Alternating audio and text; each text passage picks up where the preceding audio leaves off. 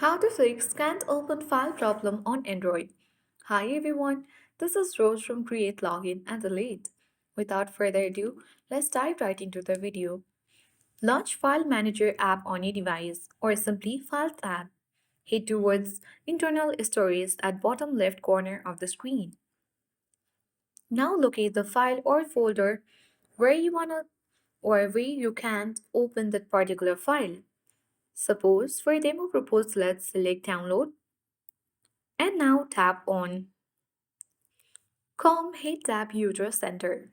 Now, suppose if this is the file which I am not being able to open, then select three dots. Now tap Compress option and enter the zip file name. Now tap Compress button. After that, tap the three dots of the zip file. And now select the particular file and select Extract option. Once done, select Documents and Other.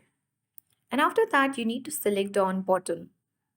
And once you have done that, select the three dots again and tap Rename option.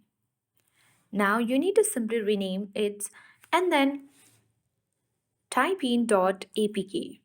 Once done, tap OK button and after that you will be successfully helpful or can be able to fix can't open file problem on Android.